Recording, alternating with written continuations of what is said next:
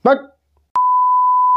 Laga, जों खावथारबाय जोंना आलुआ एल'राम बरग' area so hey guys, welcome to my new video, new episode guys. नोंथांमोनखौ फिन खेबसे आंनि चेनेलाव गोसो गोरबोजों बरायग्रोना लाग्रोनाय जाबाय. So guys, दिनैनि टपिकफोरा एसे थान्दा मौसमनि एसे गरम नामा आरो बेजों लोगोसे मोनसे दुखुनि बाथ्रा. So जोंनि बिश्वनाथ डिस्ट्रिक्टनो हेलेम ओनसोलनि सासे बिजय बसुमतारी मुंनि सासे सुबुङा सासे उन्दै गथ'खौ बाथिंनानै खर'आबो बेना देख्ला जानाय अबस्था मा दाय मावदोंमोनबा आरो गावनि बिसिखौ थैदों होननानै खोन्थाना लादों आरोखि. स' नैबे बिजय बसुमतारीया रङिया स्टेसनाव दायो दङ.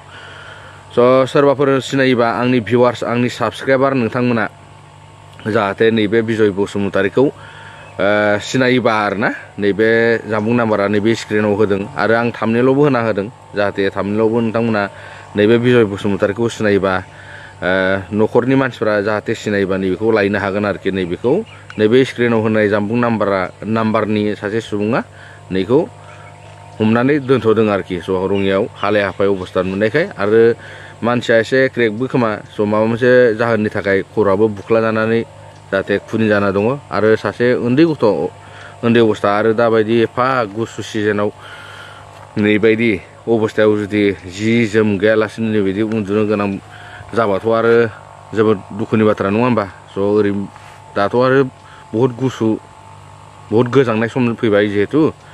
स' सोरबाफोर सिनायबा जायखिजाया हेलेम ओनसोलनि सोरबा साबस्क्राइबारफोर दंबा नैबेखौ भिडिअखौ शेयार खालामनो जाहाथे सोरबाफोर थाबनो नुस'नोब्ला माने न'खरनि मानसिफोरा थाबनो लायगोन आरोखि नैबे बिजय बसुमतारीखौ. स' हिनजावा थैदोंना थैयाखै ना बुलायनानै खारदों ना थैमारदों बिसिखौ थैदों होननानै खोन्थाना लादों जिहेथु. आरो खर'आबो जोबोद खुनि बेना गुवार गाराय दङ आरो फिसाखौ अन्थावथाव नुयो आरोखि.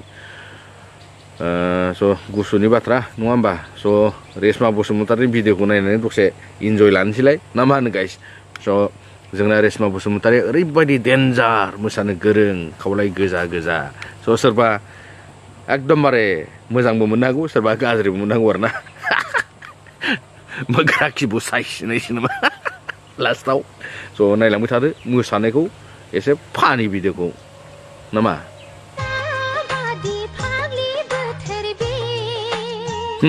गुसुथार फाग्लि बोथोरखा नुवाखै. थान्दाजों माबायदि अखा हाहां जाना दं जोंना. नोगोद फाग्लि बोथोर, उन्दुथावथावखा. नोगोद गुसु फाग्लि बोथोरथार दिनै हले रेशमा बसुमतारी बिनानाव नंमारगौ.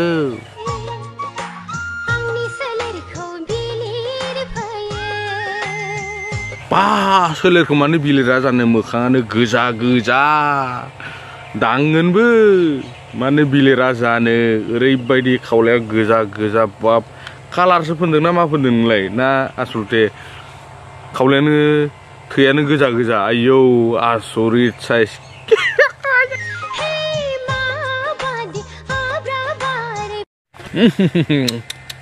आब्राबारानोथ' गाज्रि रेशमा बिनानाव, आब्राबारानोथ' सिथाब डेन्जार. आरो गरम बार गुसु बार आब्राबाराथ' आरो डेन्जार एकदम गिनांगौ आब्राबारखौ रेशमा बिनानाव मिथिबायना. स' गाइस नोगोद इन्टारेस्ट आरोना दिनै. स' थान्दा बोथोरनि नोंथांमोननि गेजेराव एसे गरम खालामनो थाखाय फैबाय जिहेथु रेशमा बिनानावखौ नायनानै एसे रागाबो जोंनो हागौ खोमा आंखौ. स' एसे फानिनि थाखायसो बानायदोंना. स' रेशमा बिनानाव नोंनि रिल्सखौ नायनानै जोबोद गोजोनबाय. बेजोंनो गेजेराव ससे क्लिप्स भिडिअ बानायनाय जाबाय. स' जाहाथे नोंथाङा गाज्रि दुखु दामोन आरोखि. स' नोंनि खावलाया गोजा गोजा डेन्जार साइज नुखानायखायसो बानायखादों आङो.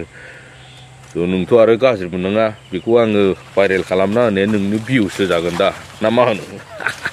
स' जोंना आरो आलु फंबाय एल'राम बरग' एरिया मा बकिदों सिख्लाफोरनि सायाव. स' नोंथांमोना भिडिअखौ टटेलि नायलांनो हागोन.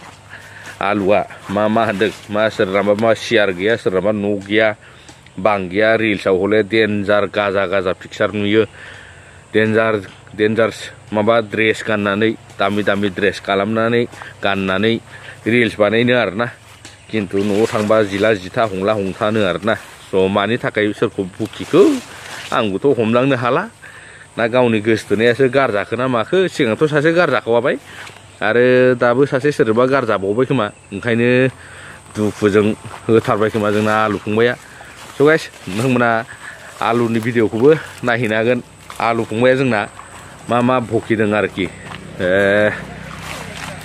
मा भकिदों नोंथांमोना थारैनो खोनासंनो हागोन आलु फंबाया बाप रे बाप न'आव केला जिरायनो मोजां गंसे सियार गैया अखा हाबाथाय थिंनि गुदुंनिफ्राय टप टप टप टप दै गोलैयो हराव अखा हाबाथाय खिन्थु ससियेल मिडियायाव एटिट्युड कट्रिना काइफनिसो केला आम्बानीनि फिसाजो बाप रे बेफोरबायदि दङ फेसबुकआवहाय आं नुदों घन्टा माखौ लानानै इसिबां लेभेल लै घन्टा इसिमबो गैयालै नोंसोर मिन्थिबायना इसिमबो गैया मिन्थिबाय माखौ लानानै इसिबां लेभेल खिन्थायो केला आं बुङाखै दे जों धोनि जों राइसिस मानसि बेफोरबायदि जेबो बुङाखै मिन्थिबायना जों गोरिब जों एकदम सियर शुद्ध गोरिब जों आबै आबौ दादा दादि मोना धोनिमोन ओमफ्राय जोंहा दा गोरिब जाबाय गोरिब जाहांबाय ओमफ्राय दा बिराद गोरिबथार जाबाय बेफोरबायदि जेबो नङा जों सिगांनिफ्रायनो गोरिबखा स' जों एटिट्युड एबा लेभेलबो जों रावखौबो खिन्थाया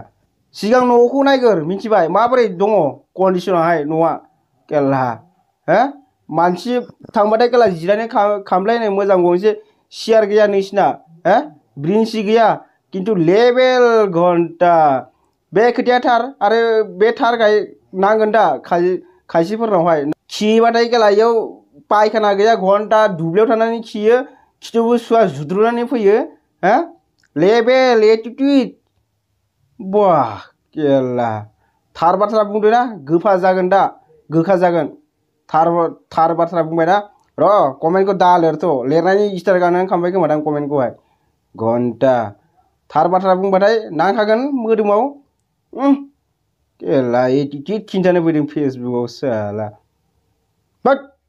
रेशमा बसुमतारीनि भिडिअखौ नायनानैथ' नोंथांमोना जोबोद गोजोनबाय जानो हागौ आरो थारैनो मोनसे खोथा लास्टआव आं फिन खेबसे होनबावगोन जिहेतु जोंनि बिश्वनाथ डिस्ट्रिक्टनि हेलेम ओनसोलनि बिजय बसुमतारी मुंनि सासे सुबुङा रङिया स्टेशनाव हालाय हाफाय गाज्रि अबस्था गाज्रि सिटुएसनाव दङ स' बेखौ आंनि भिउवार्स आंनि साबस्क्राइबारफोर सोरबा हेलेम ओनसोलनि सोरबाफोर दंबा जाहाथे सिनायोब्ला नैबे जामबुं अनजिमायाव होनाय नाम्बाराव कन्टेक्ट खालामनानै बिथांखौ न'सिम लाबोनो हागोन आरोखि स' बर'जों बर' आरो जिहेतु बिपदआव गोलैदों बिथांखौ उद्धार खालामनाया जोंनि मोनसे गोनांथि नङा होमबा स' बर'नि थै दं बर' मानसि जिहेतु माने जाहाथे उन्दै गथ'खौ बिराद अनखांखां मोनदों आं स' सोरबाफोर सिनायबा थाबैनो इनफर्म खालामनानै जाहाथे बिथांखौ न'सिम लाबोफिननो हायो नैबेखौनो आङो आंनि गोसोनि गोरबोनिफ्राय गुरै खावलायनाय जाहाथे सोरबाफोर नायसनबायदोंबा नैबे भिडिअखौ